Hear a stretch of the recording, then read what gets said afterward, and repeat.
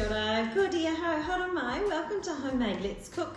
We're making a really simple apple sponge dessert today.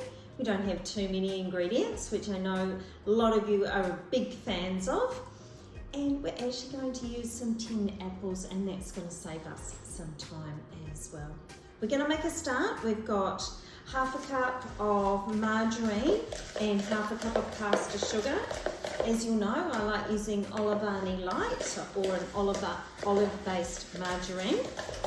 It comes together relatively quickly, and you really don't need to use the mixer on this occasion, but of course you can if you want to. Because this doesn't take long to put together, we've already got the oven on moderate, and our cooking time is going to be pretty reasonable as well. So into that, just the one egg, and this is also the top I would use if I was making a jam sponge as well. So in making a jam sponge, just choose your jam and you put that as the bottom layer in your dish before putting this on top. So of course into this, put a touch of vanilla because we want it to be a slightly vanilla flavoured sponge. Not too much. And I've also done some pre-preparation for the apple as well, and it's just going to go straight as the bottom layer. So what I've done with the apple, I've just cut it up a little bit. You could mash parts of it as well, or mash it all. It's completely up to you.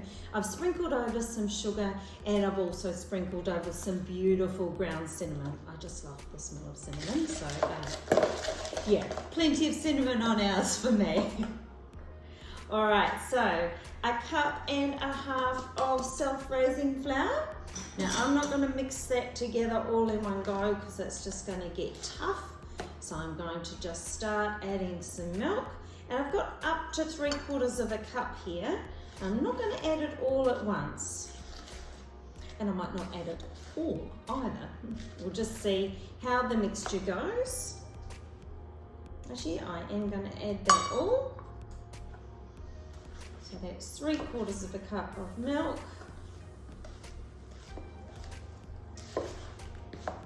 I'm actually going to get some more. Okay, so I'm going to add a little bit more. So I'll add up to another 1/4 of a cup. So that would take us up to 1 cup of milk. I'll just test to see if that is enough, and that is going to be enough. So give it a good mix. Nothing wrong with letting your hands do the work on this one. So it's nice and smooth. But of course you don't want to over mix it too much either. All right, we'll just get another spoon out so we can pop in our apple. I also should mention that I drained the apple because it was in juice. So I gave that a bit of a drain as well. You could leave some of the juice in if you wanted to. So I'll just flatten that down. Pop some things aside. And then we'll gently just go over the top. So I like to pop a layer on the top so we know we've got good coverage, so not too thick to start with. And then with the rest of your mixture, then just place it on. Again, just make sure you've got coverage first, and then pop on the rest.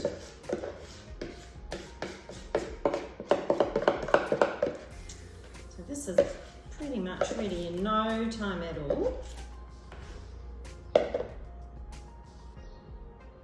It's then just our cooking time.